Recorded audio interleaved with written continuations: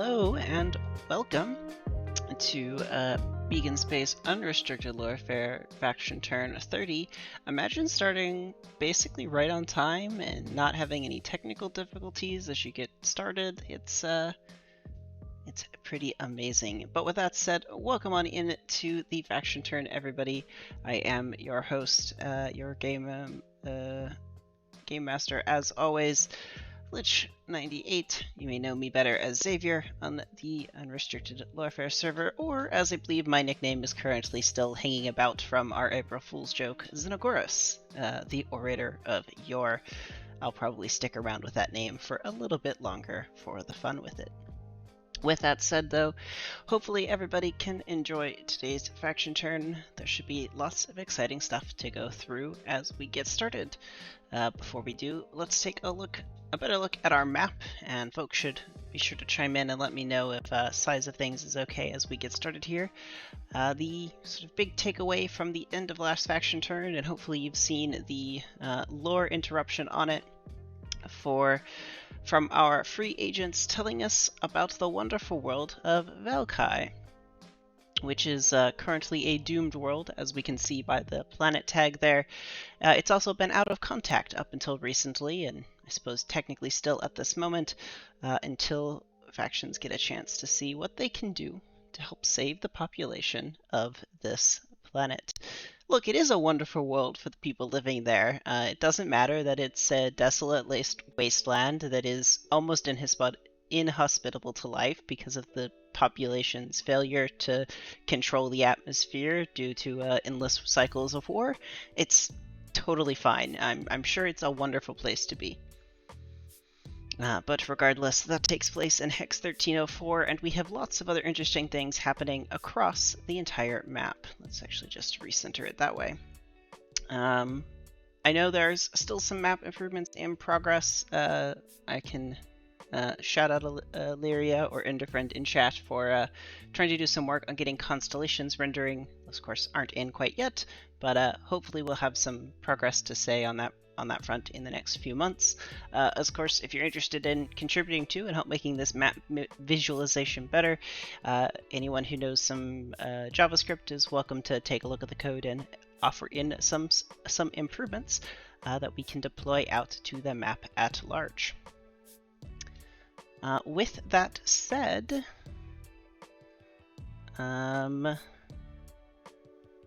I think we're ready to get started then. I don't have any pre-show things. Let me just answer this real quick.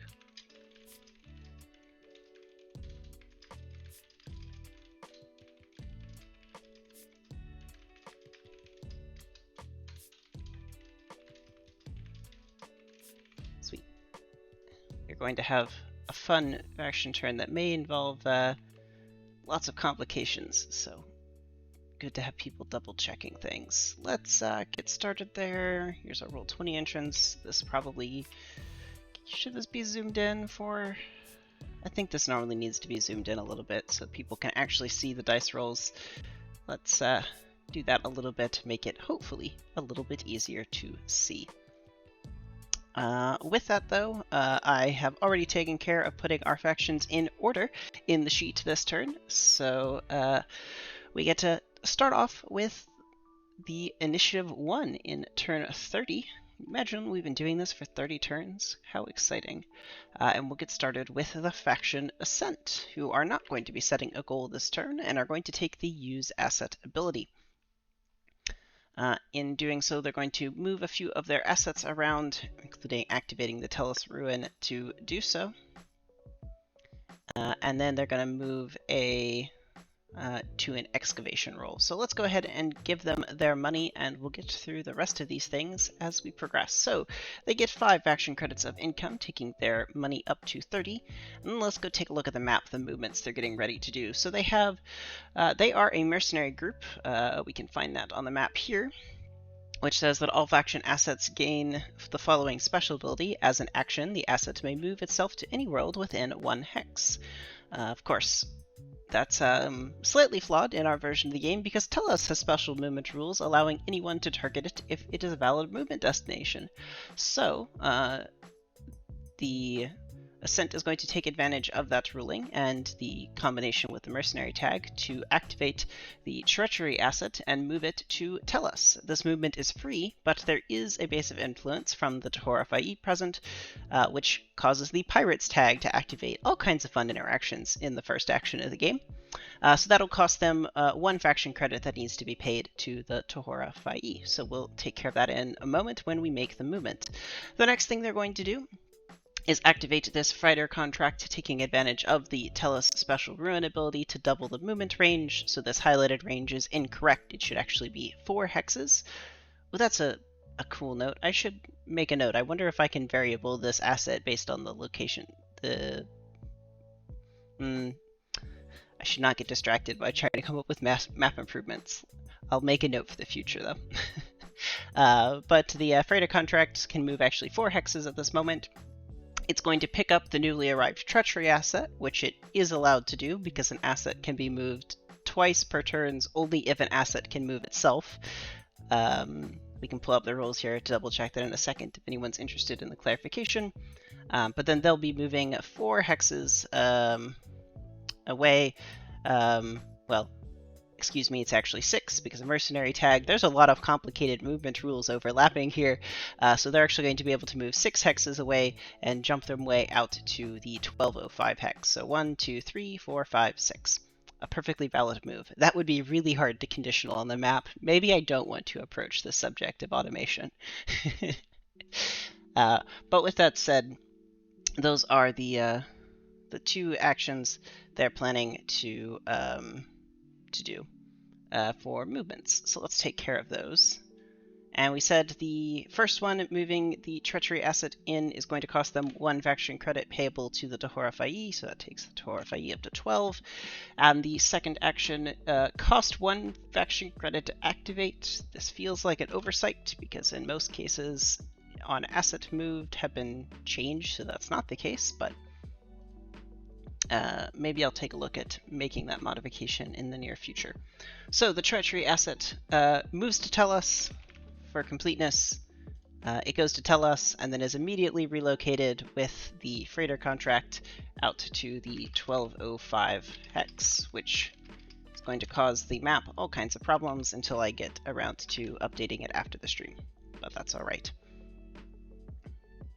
The next thing they're going to do is take advantage of the exploration rules to try to explore the ruin on the planet in 0400 Defridi Kohonsu. I've probably butchered that explanation, but it's alright. So they're going to be making a D10 plus 5 roll, as they're spending 5 faction credits on this roll. I believe a 12 is a critical success, but for completeness, we can just go double check the exploration free action for the ruin excavation. Yep, it's a 9 plus to add 2 to the clock.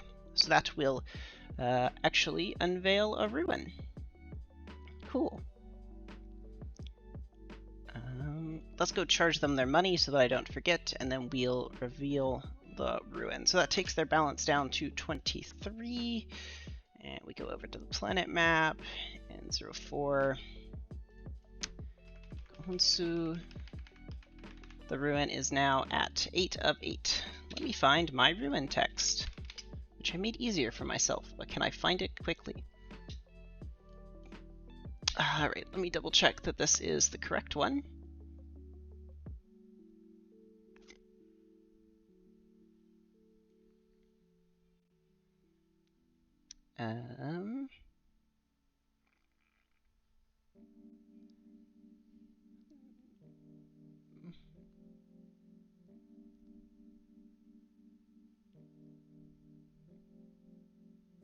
Yes, this is the correct ruin, so let's pull this text over. Yeah, they're just creating a constellation, so I'll go ahead and do this now. So, the ruin text won't actually become active until next turn, but I'm going to go ahead and reveal it now just for ease of my flow. So, this is a slightly longer ruin text than I think some of the other ones are, but my few upcoming ruins are that way. So, When this world has been seized for the first time, the planetary government faction can place a new point of interest anywhere on the sector map. Additionally, this planet has a new clock, 0 out of 45 faction credits, which any faction can contribute money to at any time. Immediately when this clock is completed, the following effects activate. The planetary governor gains an additional faction credit per turn, and all of their movement assets on this world have their range increased by 1. This world then counts as a TL5 for wealth assets built by the faction.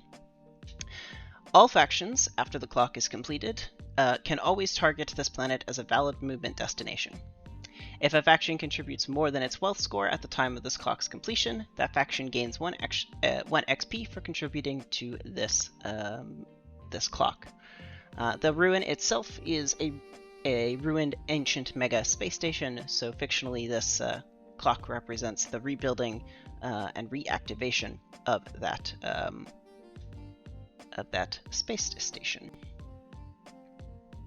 which in some way is well focused because it provides TL5, but I'll leave some of the fictional positioning for that to be decided by Ascent for them to color it. But that was the design impetus behind this ruin. I believe a telescope was one of the ideas that was considered for an idea here.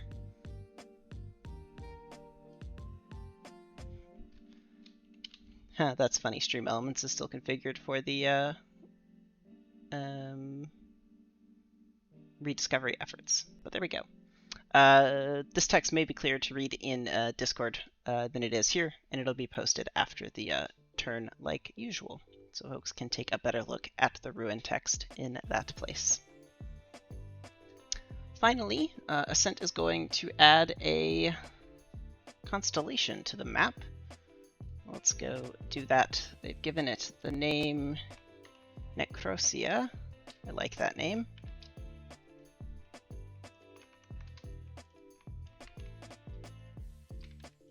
This is controlled by Ascent. Ooh, these fields aren't validated. Oops, funny. And it's the 0200 hex, the 0300 hex, and the 0400 hex. And, oh nope, that's doing fine. That should have 2 planets. Oh, that's right, this subtracts by 2, so there is a 0 bonus forming this constellation, but you're still allowed to form it. It's up here in this corner of the map. May also be because it's a point of interest, the thing is confused, but it is a subtracted 2 in that formula, so that makes sense that the constellation bonus still lists as 0. That wraps up Ascent's turn, so we get to move along to our next faction,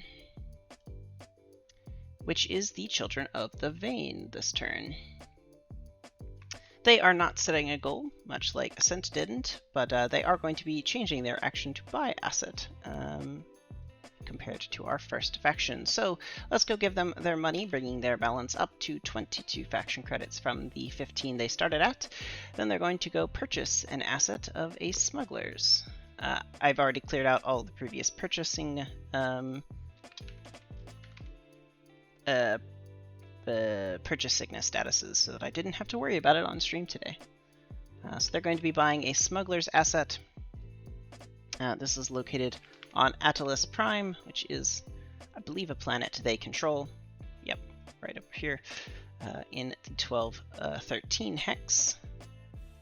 Let's drag down its ability text and pull this down.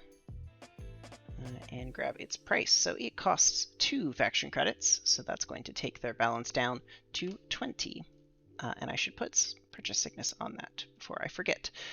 Fantastic. They're then going to move some assets around. So they're going to activate a strike fleet of theirs on Tellus to move itself out to Malaga in the 810 system, costing them 1 faction credit to do so. They're then going to activate an extended theater asset on Moss, right here, to move a covert shipping that is currently located on Tellus to Moss, which I believe is this asset Perfect. And then they're going to activate that covert shipping on that is now located on Moss to move the Seditionist from Tellus all the way out to Valkai. So let's go through that movement because that's a little confusing. So this asset will relocate out to Moss, and it'll have a range. It'll then be able to move the Seditionists from Tellus 6 hexes away from Moss because the bonus applies to assets leaving Tellus, regardless of if the transit asset is co-located on Tellus. So 6 hexes away from Moss. 1, 2, 3. 1, 2, 3, 4, 5 is a valid range of Valkai. So those Seditionist assets can make it just fine. That'll be all 3 of their movements. Each of those cost 1 faction credit, so let's go charge them 3 faction credits for that, taking their balance down to 17, and then move their assets around on the map. So that strike fleet gets to move its way out to Malacca. The covert shipping asset relocates to Moss, and the Seditionist are relocating to Valkai. Congratulations of them for being able to get there on such short notice. Cool. That does take the Tellus double range activation away for their turn. Then they're going to take advantage of one of the new actions for the event regarding Valkai to actually make one of these actions. So they're going to take the Help Valkai free action, aiming to fight the resistance groups as their goal.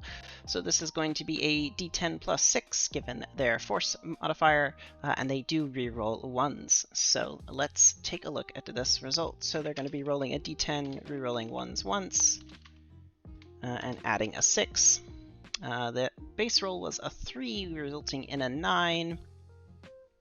Let's check the table for the results there.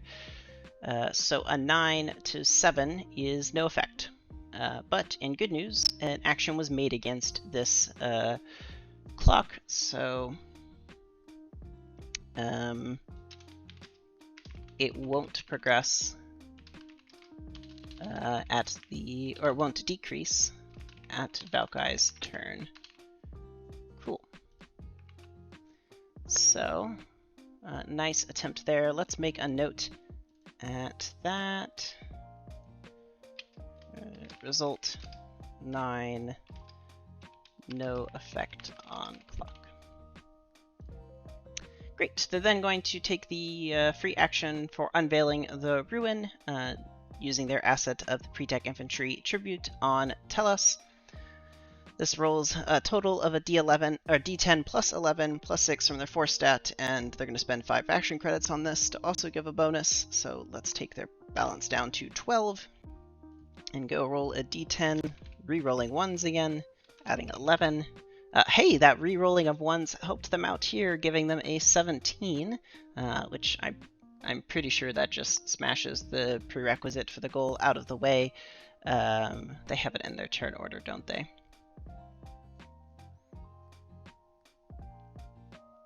They do. It was DC 14. So they do succeed on that, and they will get told the distance to their stuff at the next turn. Let me make a note. Distance values. Got it. Don't want to share that publicly though. So that was from Tellus. Cool. That wraps up the Children of the Veins turn. And then we'll move on to the Amelhart Institute, coming in third this faction turn. They're going to be taking the goal of Blood the Enemy and making some money of 6 faction credits. And then taking the attack action.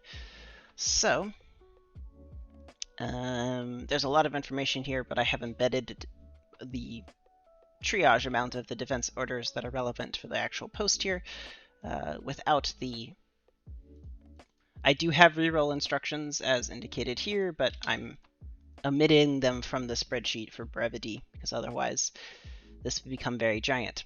So let's take advantage, or let's do the 3 movements that need to start off the Emelhart's turn, and then we'll go through the attacks in detail to make sure we don't miss anything. So to get started, let's go set that goal of Blood the Enemy for Emelhart Institute. This is going to require them to collect a total of their stat sum as a amount of damage dealt. So their stat sum for the Emelhart Institute is 16. 4 plus 6 plus 6 is 16. They're then going to take 3 movement actions, moving a few assets around the map. The first is a demagogue, currently located on Ingrid.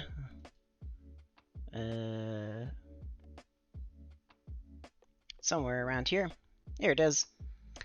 Way down there. So this demagogue is going to fly its way up to Tellus by the covert shipping, one of the covert shippings that is co-located here, using that targeting destination.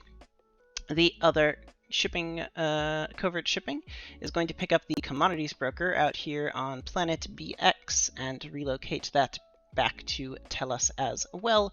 And then finally, the commodities broker located here on Delongza is going to be moved by the covert shipping asset on Malaga and relocate that on to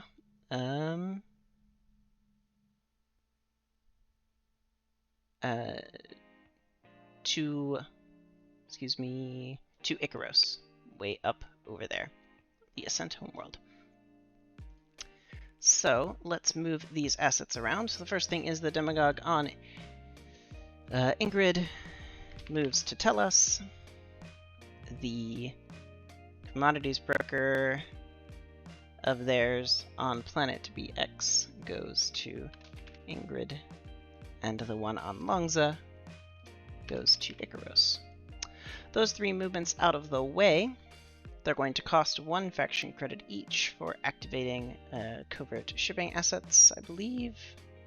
Yep, so 3 faction credits to be charged, taking their balance down to 13.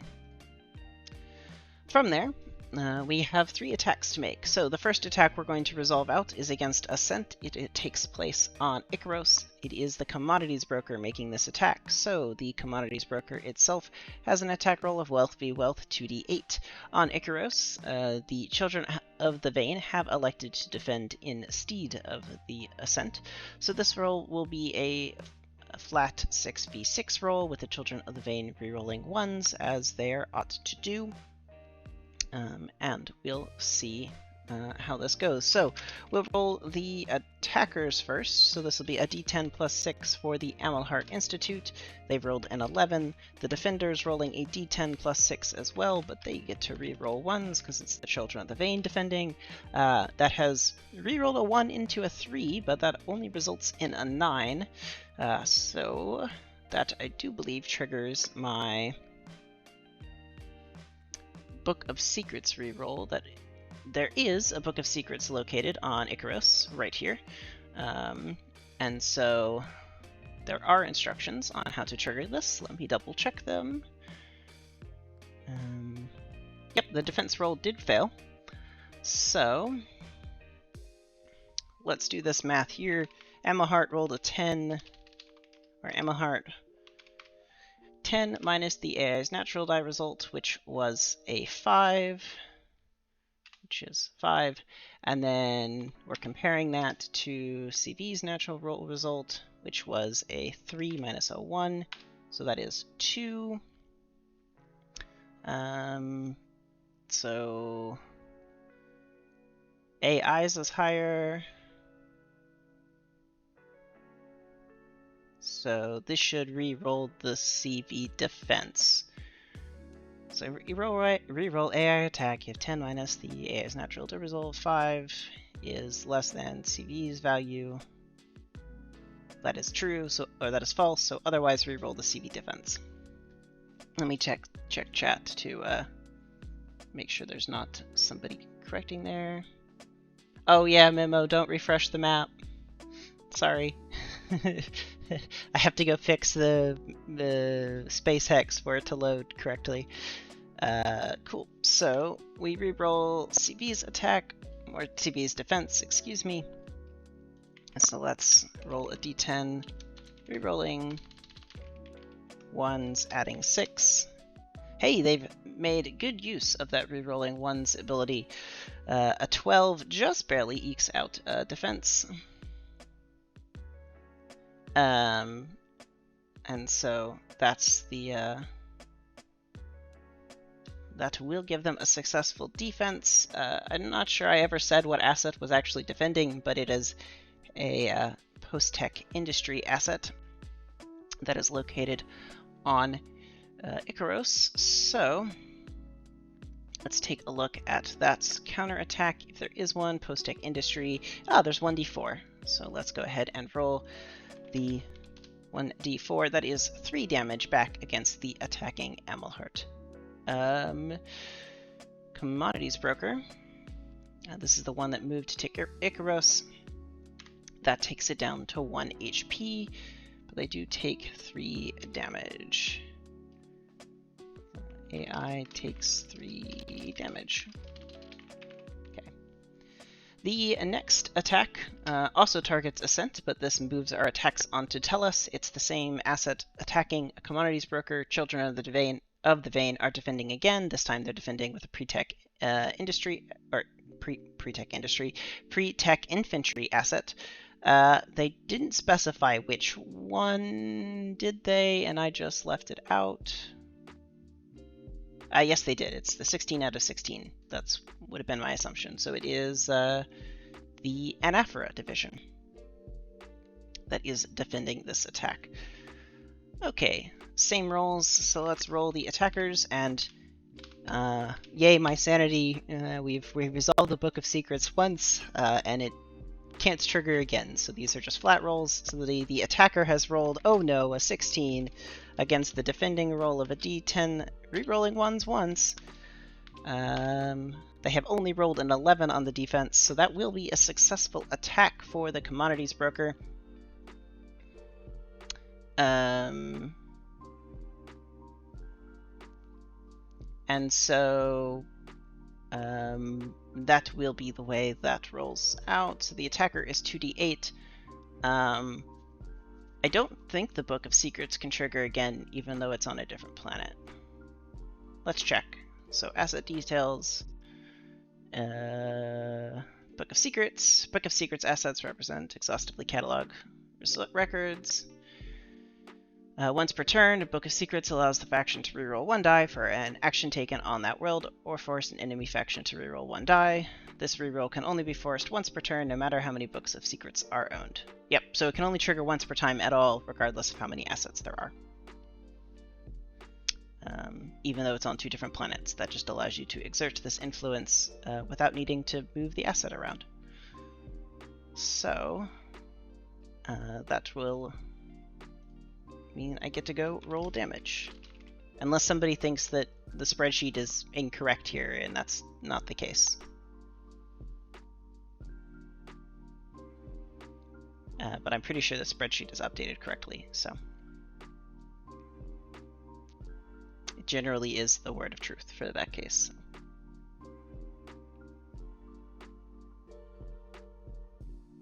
Yeah, there's the faction tag that would, you could also get, that could force up to 2 rerolls in a turn. It still technically exists. Which one is it? It's Psychic Academy, which isn't co-located. And again, it's also once per turn. And the tag is more powerful because it's anywhere and you don't have to be involved. So let's roll the damage though. So 2d8 damage, that results in 10 damage. Oof, to that pre-tech infantry asset. Children of the Vein, pre-tech infantry, the Anaphora division, down to 6 HP. Let's make a note. CTV takes 10 damage. so that I can remember to update the BTE tracker. And then finally, Children of the Vein, also on Telos, are being attacked by a Demagogue asset. In this case, though, Ascent will be defending because the Demagogue attacks with a Cunning v Cunning. So if we come take a look here, Amalhart Institute has a 6 Cunning, Children of the Vein only has a 4, Ascent has a 7, so they're going to be doing this defensive role. So let's stick with the same trend. We'll roll the attackers first. So this is a d10 plus 6, resulting in a 7 on the attack, and a d10 plus 7 to defend, which is essentially guaranteed. A 16 defends this attack. The Book of Secrets was the defending asset. I don't actually remember if a Book of Secrets has a counter. It does. Ooh, that's right. It has a pretty bold counter of 2d8. Let's see how that does, resulting in 10 counter damage. So AI is going to take some of that against their Demagogue. The one located on Telos, oh, that's actually enough to kill it. Outright. So that Demagogue is destroyed. Cool. So the Amalhart Institute dealt 10 damage on their turn, so they didn't quite complete Blood the Enemy, and they took 13. So they didn't complete their goal, no XP awarded, and that resolves out the Amalhart's turn, including the defensive orders. So we'll move on to the next faction in line. This will be the Larkspur Combine coming up 4th this turn. They are going to be taking the Expand Influence goal, and you may want to get ready to be seeing that goal in action combo quite a bit for the next several upcoming factions as well. Maybe not in a row, but it's quite popular this turn. So let's go award the Larkspur Combine their 6 faction credits, taking their income or their balance up to 18. They're then going to spend 2 faction credits around to move some assets. So they're going to move a strike fleet from Yakia, which is right over here, hanging out, and they're going to move one over to the Grail world in Grail system. They're then also going to move a strike fleet from Icaros to Eris in the 1207 system right up there. So those are going to cost them 2 faction credits, and they're going to build a 1 HP BOI on Grail World. The Starlight Court with assets here was asked if they wished to contest, and they chose not to. So I'm going to go ahead and just take all of those 3 faction credits away now, and we'll go take care of Larkspur Combine's movements and base of influence. So a new base of influence for them. It's out of order, but don't care that much at this exact moment, so I'm the one. I've validated that this instruction is fine, so I'm fine doing it slightly out of order for spreadsheet consistency there. And then the 2 strike fleets are going to move around to Grail World and onto Eris from Icaros. So, oops. Cool. That takes care of those. They have some things to assign in their quest. So the post-tech industry that they were asked to pick a side for is going to support the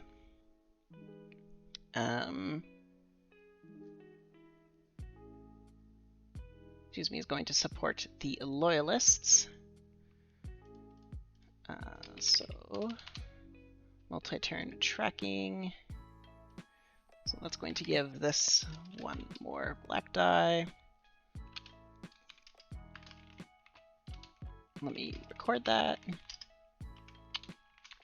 And then the other thing for their quest is they're going to complete a quest goal for Combine Outreach with the base of influence on Yakia and Grail World, and assign another black die to the Loyalist as a result. Combine Outreach. Loyalists. Congratulations for them for making some progress on their quest. If you're interested in more details about the Mossian Civil War, perhaps you should take a look at the entry. They've just completed the objective for Combine Outreach. Expand influence on 2 planets which were not revealed at the start of the game. Cool.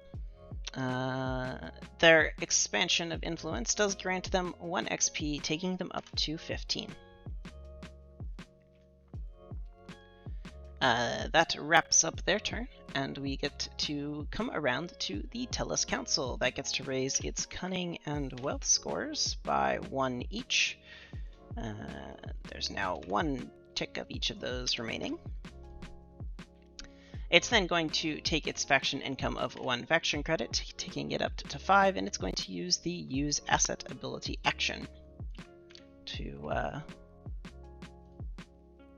activate a few post-tech industries on Tellus. So there are 2 post-tech industries, 1 harvesters. There are multiple reroll things here. So the first one is the planet tag, or the tag from the tags and whatnot. So we'll double check these rerolls here as we need to. So we'll get started though by taking a look at the post-tech industry to find their return on investment. So let's roll a d6, and we'll do these one at a time so we can handle any rerolls that are needed without added complications. Well, that's a 6, so that's just +2 faction credits. Easy peasy. We'll roll another d6, and that's a 5. I'm pretty sure that is another +2. Let's take a look. Yes, okay, and so then we have to correspond that with the tag investment analysts, which allows the faction to generate double the profit or loss from rolling these assets. So this actually gains them a total so far of 4 faction credits, taking them up to 9. Then they're going to be rolling for a harvester asset, which is slightly different. It rolls a d6 on a 3+, a faction credit is gained. So let's roll a final d6. That's another 5. They're just having the time of their lives making some money here. That makes them 2 faction credits, bringing them up to 11. No rerolls required. So that wraps up all of their use asset ability activations. Finally, they have a quest system that we have been talking about, and I don't think the text for the quest was shared publicly, which was fine, but it had a request that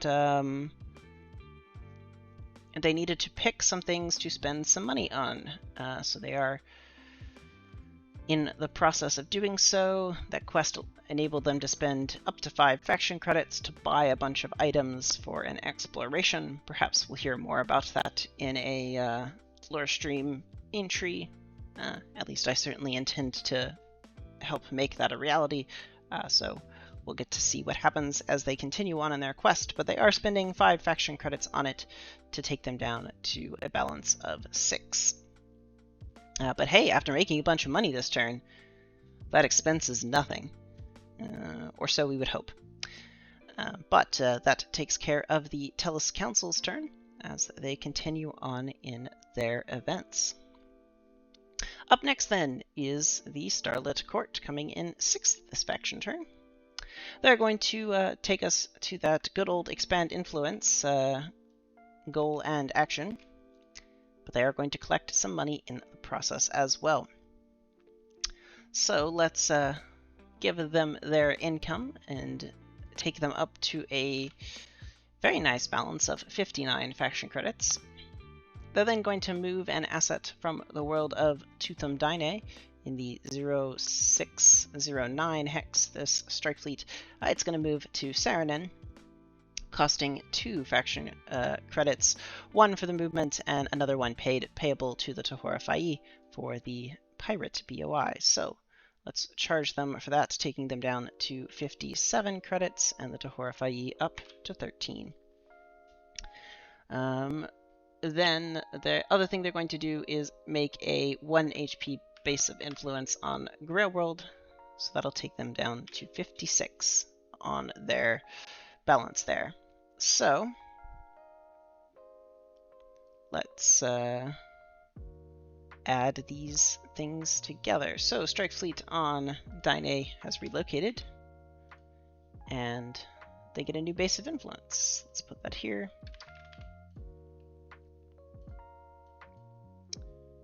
Cost, it is still 1 HP though, that's all fine. This is Starlight Court. Greerwold. Cool. That wraps up their expansion, completes their goal, granting them 1 XP, taking them up to 4. With that complete, we get to move along. Oh, it is worth noting, the Larspur Combine haven't moved an asset out here. They were asked and chose not to contest the expansion of the court on Greerwold. The map doesn't reflect it because I can't refresh it at the moment, but there is an asset co-located there because of the turn orders. Up next then, coming in 7th this faction turn, is the Oglemal Syndicate, who are expanding influence. Let's go give them their money, and then we'll run through all of that together. So their balance goes from 12 up to a total of 17 faction credits. They're then going to first off try to take the revised charts action to look for moons on Gome. So this is a DC 8 roll. It's a D10, plus their constellation bonus of +6. A 13 more than surpasses that. They have chosen to reveal moons, a 1d4 moons, so they found a moon around Gome in their intrepid search, which love the visualization that these things just appear, but I'm of course more intent that actually these rules just establish the moons as fictionally relevant enough to justify being charted on sector-wide maps, rather than just, everyone in system knows they exist, of course. Why would anyone assume otherwise? So we'll add Moon 1 into the planet of Gome, and I can roll these things if needed in the meantime. So that gives them a moon. Congratulations. Following up then, we're going to move a few strike fleets around. So there's a strike fleet currently located on Gome, the Rites of Spring, according to this documentation.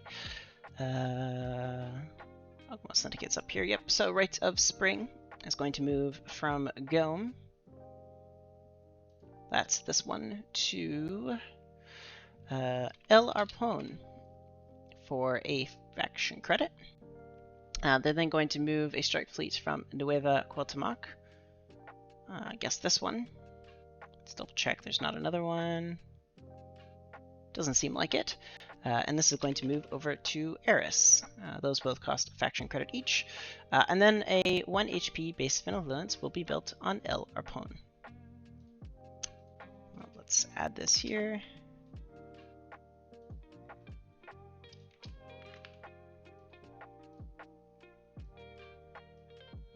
And, oops, yep. Actually, that drug down too far. Let's not do that. And El Arpon.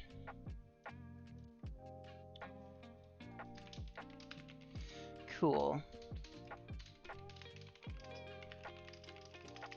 So up next for them, that looks like it. I just need to charge them for those actions. So Oglemal Syndicate will go down to a balance of 14 faction credits. And that completes their goal, so we'll give them an XP, which will take them up to 9. Perfect. As we move on to the next faction, the Tahora Fayi coming in 8th this faction turn. They're going to be taking the new goal of Scout a System after they gain some faction credits. So let's give them their faction credits. Tahora Fayi go up to a balance of 25. They have a very large income, currently sitting at 12. For transparency, because this is a very new goal, let's go take a look at it. So we'll pop back over to the rules document and take a look at the Scout a System goal. Scout a system or planet establishing a new sector object on the map. Completion gains +1 XP regardless of the difficulty of the object established. Yes, this means you can get it easier for establishing easier items, but it didn't seem reasonable to tie this to difficulty. So, and there's only so many things you're allowed to establish anyway, so there is an implicit cap. So, let's see what they're aiming to do and if they can complete it this turn. We've got a few things to do first, though. They are going to be buying an asset of a strike fleet, so that's going to take them down to a balance of 13 faction credits as they go ahead and purchase a... I just set out a strike fleet on the world of Cernan. There we are.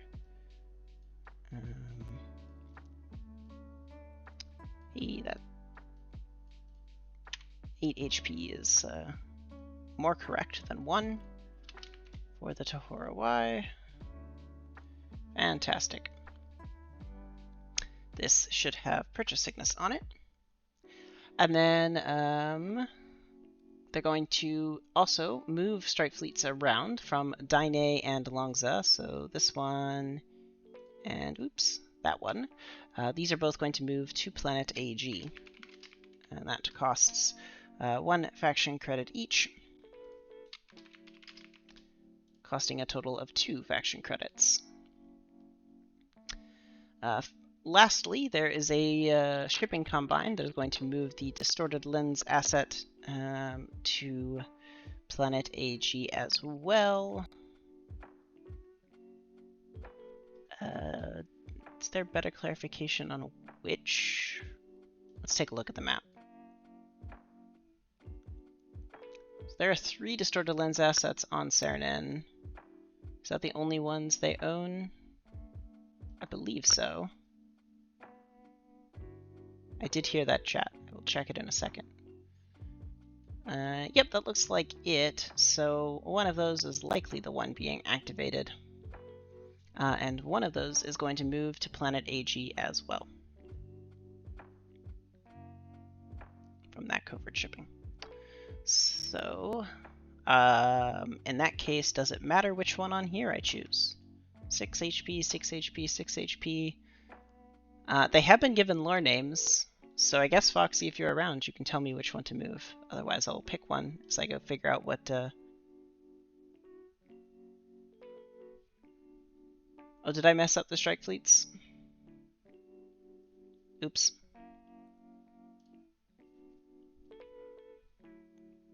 I'll figure this out in just a second.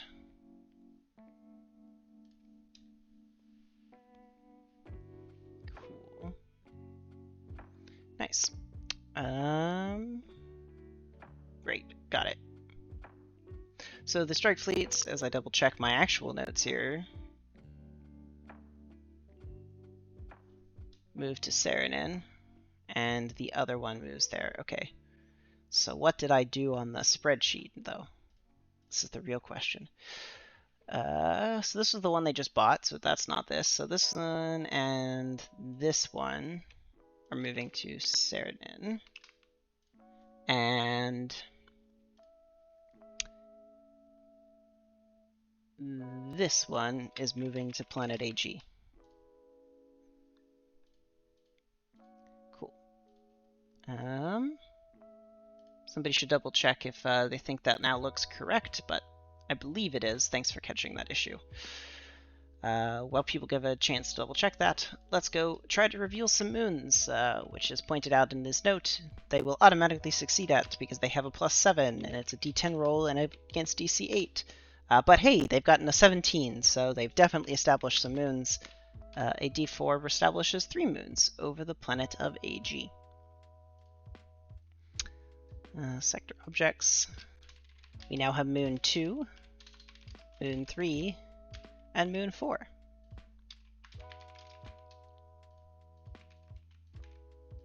And these are some moons. Cool. Finally, they're going to take one of their quest actions, which we'll come take a look at, as part of the hunting or protecting the white whale. to establish a sanctuary. This is a DC 8 roll.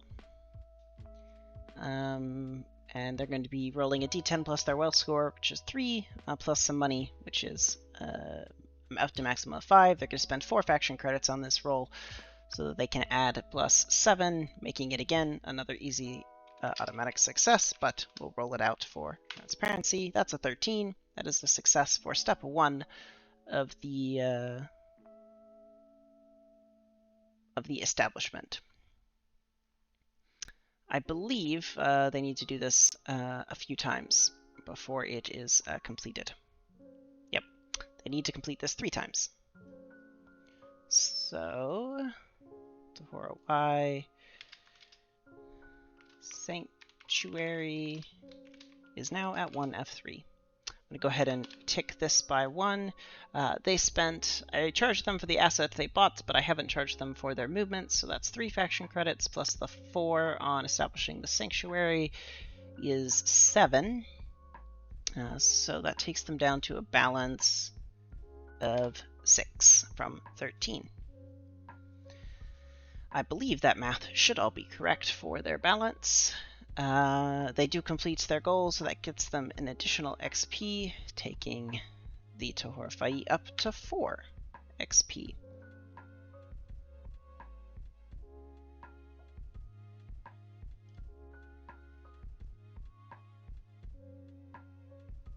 And then they're just going to attempt to lure, so let's go ahead and roll that out.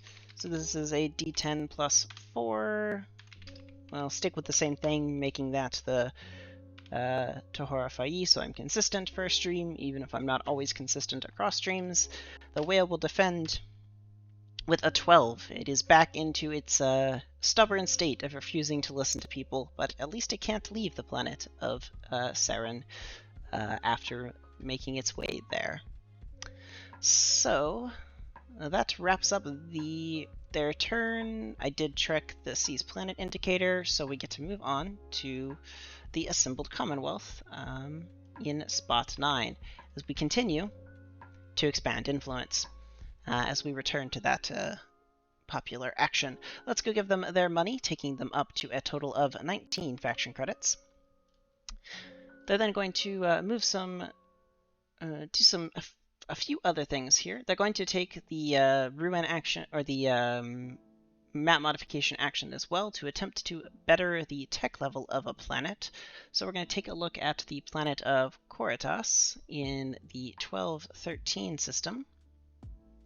They're going to attempt to make this a TL4 planet, but I think they have fallen trapped to they need a TL4. Is Surveyor's TL4? Maybe it is, and I'm the one thinking incorrectly in my head. They are TL4. The asset things are very strange as to what has what tech levels sometimes. I suppose it can move itself, so that makes sense, but anyway. Cool, let's roll this out for them. This is DC 11, D10, their constellation bonus is a 4. That is only a 9, so that is not a success for them. Unfortunate. But they are then going to take advantage of a covert shipping on Idarast, that one, to move a surveyors on Coritas to Kartakuk. So from here up to 1210, movement is perfectly fine, costing them 1 faction credit.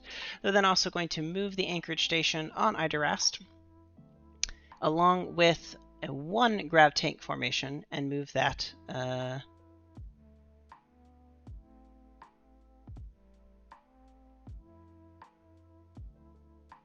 it says move this to Kartakuk because they believe have an increased range from their tag.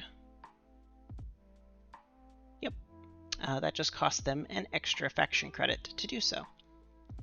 So let's do this movement math for them. So it's moving 3 hexes. So it normally costs 1 plus the number of land-based assets. It's bringing 1 other asset along, so that makes it cost 2, making it move 3 hexes. That extra hex takes 1 extra faction credit, so that costs them 3 That math is wrong in the turn. Let me make a note. +1, 3 hex, move.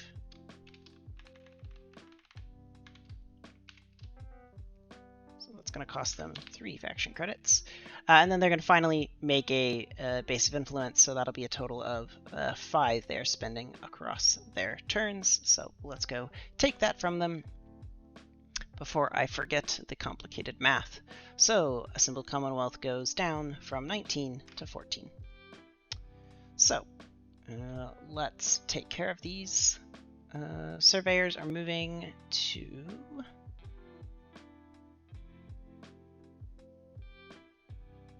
Here they are. They're moving up to Kartakuk, and then the Anchorage Station, and the 14 out of, or 12 out of 14 are both moving to Kartakuk as well.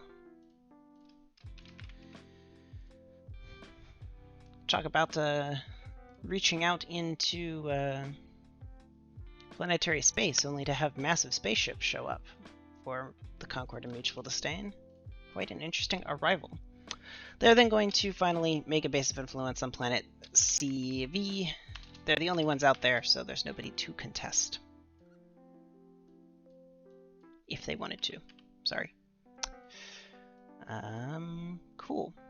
That will complete their goal, granting them 1 experience, taking them up to 7. And I believe it wraps up their turn after we provoke the seize counter up to 2 out of 3.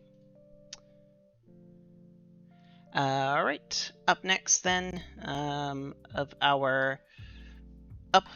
next, but certainly not least out of our player factions, is the Concord of Mutual Disdain, coming in 10th this turn, back to their unfortunately fairly often position of being quite slow. I believe that is one of their running understandings every time I send them turn order. They're going to start things off by spending some of their experience, though, 4 of it to be exact, taking them down to 2 to increase their cunning score from a 2 to a 3.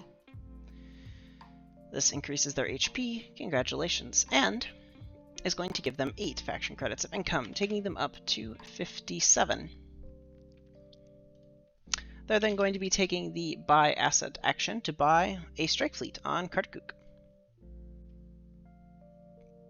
So, Concord Mutual Disdain. Let's give them their strike fleet.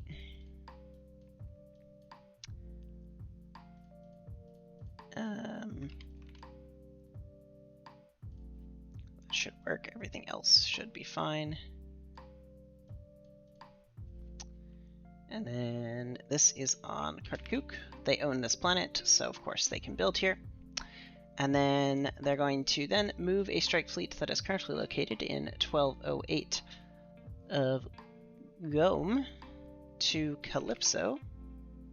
That'll cost them a faction credit.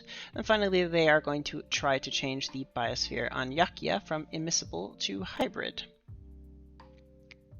So let me go charge them first, and then we'll hand off the final things there. Oh, the strike fleet should have purchase sickness. Yep.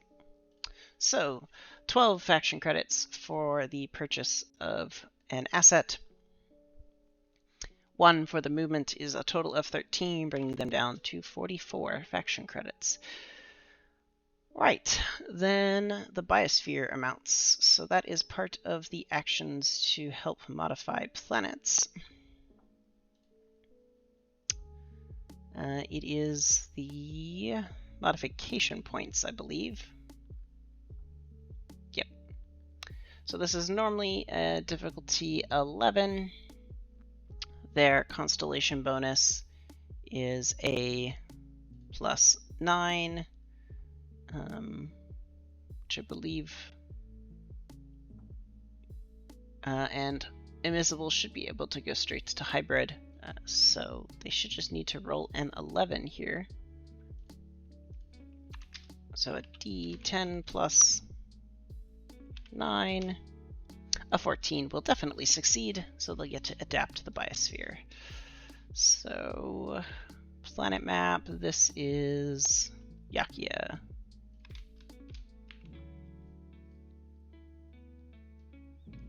Congratulations, it is now hybrid. Finally, they have some planet renamings to make because they are finishing a siege. So, planet BU down here has been seized by the Concord of Mutual Disdain. In just a second, anyway. So it'll change its name. This is changing to Akiva. Akiva. It's either Akiva or Akiva. I don't know, something like that. I believe it is just the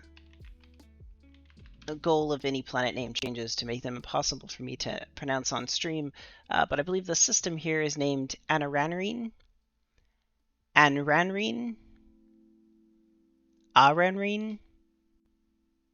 Anran, something like that. I'm gonna, somebody should make some pronunciation guides for me so that I can still inevitably manage to mess it up on stream. That feels like exactly what would happen. But that will wrap up their planetary seas. Congratulations to them, and grant them their 1 XP for completing their goal, taking them up to 3. That should wrap up everything they were trying to do this turn. And then that means we get to move on to Valkai. So I wanted to go through this totally on stream because it's the first time we've done this. So welcome to Valkai's turn.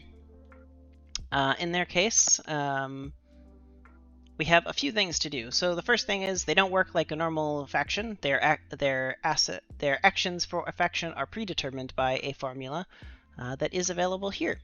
So they have a pre-tech manufacturing asset. It is still alive. Nobody was able to bother it this turn, so they are going to effectively take the use asset action, and the only thing they are going to do is activate the pre-tech manufacturing.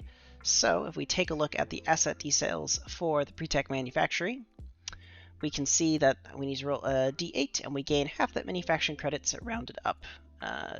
Valkai can earn money, so a d8 is going to roll itself into a 4, divide that in half is 2, no need to round, it is a whole number, so Valkai has earned 2 faction credits, taking them up to 6. Forget it, are they supposed to earn stat-based income? I don't believe so, but I will double check.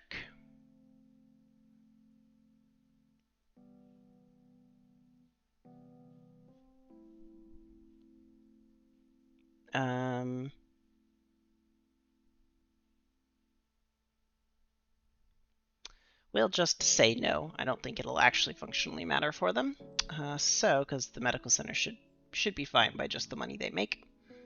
And I'm not sure they're organized on a planetary scale well enough to actually collect the equivalent of taxes in that the planet, the faction stats seem to represent in some way. So that has taken their effective turn, since the pre-tech manufacturer is still alive. The next thing we need to do is try to check up on these clocks. So there are 3 clocks that are being tracked. They all modify every turn if nothing is attempted to them for the government organizing and the resistance groups clocks. So because no faction attempted to adapt the government's organizing clock, it decreases by 1. And going down to a total value of 4, which you can find here. And the doom counter increases, going up to 4 out of 12. So those are the clocks for Valkai. As time progresses, things will inevitably get worse for them.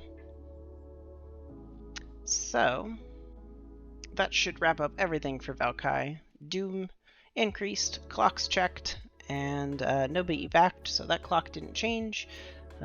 Cool. That all sounds good to me. Next up then is the whale. Let's go take a look at what it's going to do this turn. So slightly different, as the whale is currently on sanctuary, but it was also undisturbed this turn. So it's going to just roll a d10 to determine which one of these actions it takes. So a d10 results in a 3, which is odd, so it tries to gain the stealth ability, but I believe it is already stealthed. Indeed it is, so it does nothing this turn. We should, however, still make notes for it. So d10, 3, stealth gain. And they gained 2 FC from the use asset action. Clocks checked. Cool. That wraps up all of our faction turns, I believe.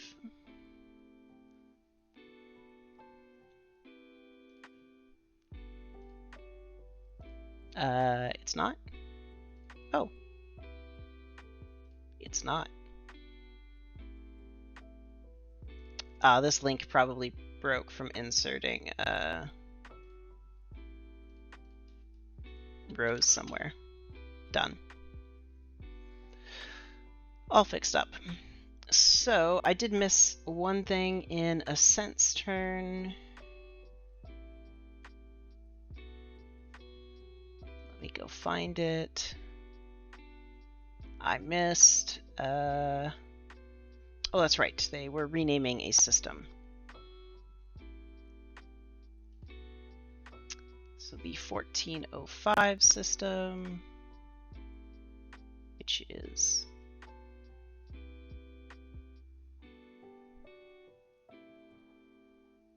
Where is 1405? Right over here. It's getting renamed. Let's see if I can pronounce this. Nephthisara? Nephthisara? Nephthisara?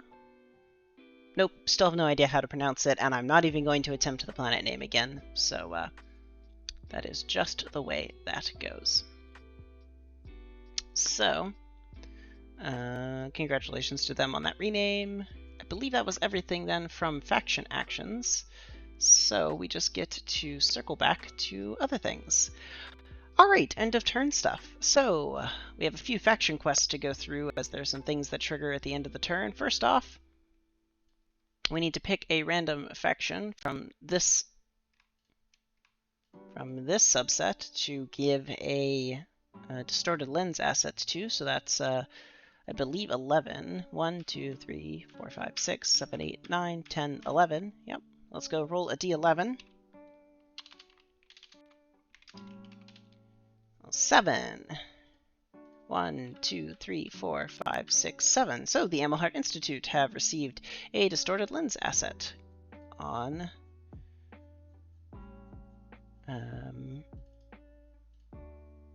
Langen. Langen, distorted lens for the Amelhart Institute. It still gets purchase sickness. Yep, that's fine. Let's do it that way. Cool. That's the new asset from the Tahora Faye quest. Great. The other quest we need to make a check for is the new Amelhart activation quest. I should highlight that in yellow before I forget. So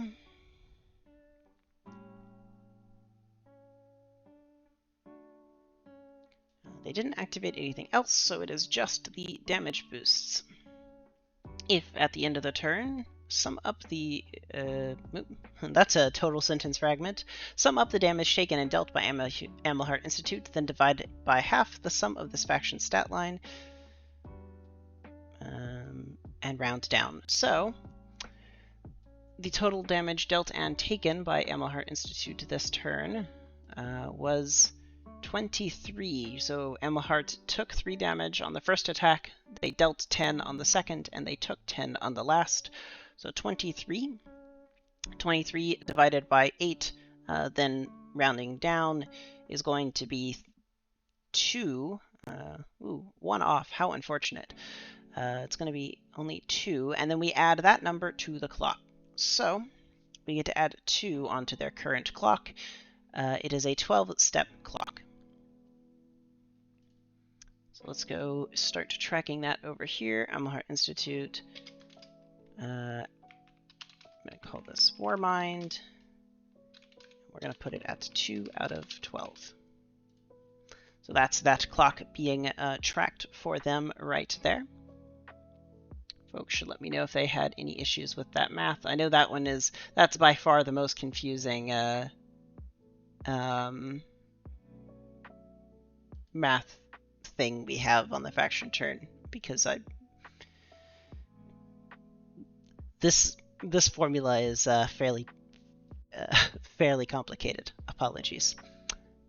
It just happens sometimes. Maybe future design would find a way to simplify this, but so far not at the moment.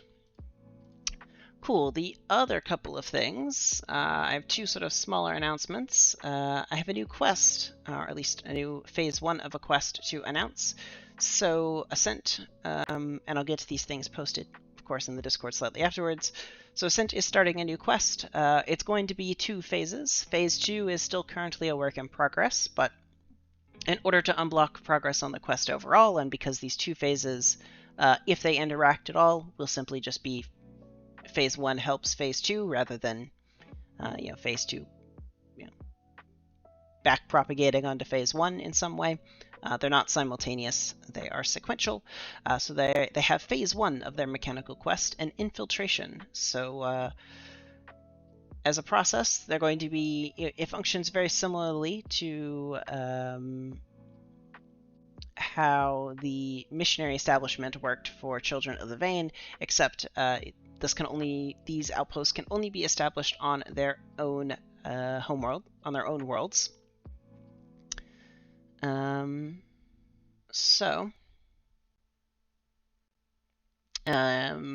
they have a second clock they also need to finish. So after 2 turns of the quest, at the end of the second turn, once the quest is active, and for all turns going forward, there will be a roll of a d10 plus the number of infiltration outposts times 2 plus the number of faction credits against a difficulty 17 roll. On a success, phase 1 is completed on and we would move this quest into the yet to be announced phase 2. Establishing infiltration outposts will be a free action for Ascent. They'll have to choose a planet that is either controlled with a planetary governor by them, or has a base of influence that they control on that planet as well. They can roll a d10 plus faction credits plus a damage value against a DC 8 roll, where the faction credit is an amount of faction credits equal to 5, up to 5, and the damage value is a bonus related to an asset or base of influence on the world, taking a d2, d4, or d6 of damage respectively. Each additional time this action is taken on a turn, the DC increases by 4. Once the action is successful on a given turn, it cannot be retaken. So that will be their phase 1 of their quest, and hopefully next month we'll get to announce phase 2 as a follow-up for the final process of their quest. So I believe... Oh, nope, I have one more thing I wanted to discuss. So this isn't me bringing it into practice quite yet, but I wanted to take a look at this tab for this document. So this document has been announced in the mechanics channel for a while.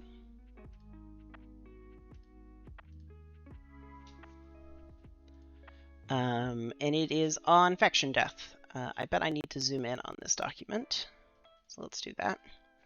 So there has been an in-progress discussion about this faction death document and what happens when factions hit 0 HP as far as different mechanisms to handle that situation. Rather than being caught entirely off guard, I've been putting some thought into what I might consider. So of course, there's this first plan here, this first write-up here, which essentially gives a few sentences describing what the status quo is, and sort of if a faction just wants to take reaching 0 HP as the faction not existing on the mechanical level where they are relevant to the game anymore. Of course, they can still exist in the fiction, but they've lost the influence needed to sort of operate on this control of the board. They could still show up in free agents, etc., just maybe as a smaller local player than the sector-wide player. The other option here is an influence loss description. This is sort of the one that is seeking feedback. In a way, it still results in a relative setback for a faction. You lose some, as written, you lose some XP value. Assets that are still alive may or may not survive this influence lost state. But at least a faction continues to exist, having lost influence on the sector scale, but still has the ability to exert some control. And there is a little bit of a grace period given for factions to get back into a stable process rather than being able to just be continuously attacked while they're down. So I am going to be sharing this document in, what's the channel name? Faction Turn Discussion. So that people can take a look at this document with a broader look than just sort of the Mechanics Council, like full sort of community feedback on this document. People have any thoughts before any of these are sort of formalized and written in as a part of the rules more succinctly in the upcoming turns. So I recognize neither this topic isn't particularly thrilling to have to think about, but hopefully this will mean we're better prepared for situations when they do arise and if they arise in the future. So with that though, I don't think there's anything else to chat about. Nope. So in that case then, you should just be aware of the upcoming faction turn swaps. They will happen at around 11:59 p.m. on May 1st. Eastern Standard Time.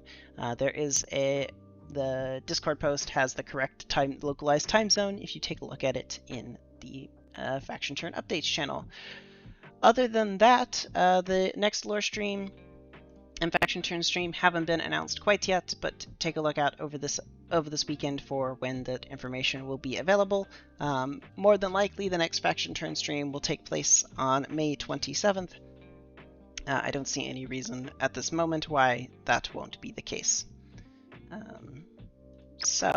With that though, thanks for tuning in to Beacon's Unrestricted Warfare's Beacon Space Faction Turn 30.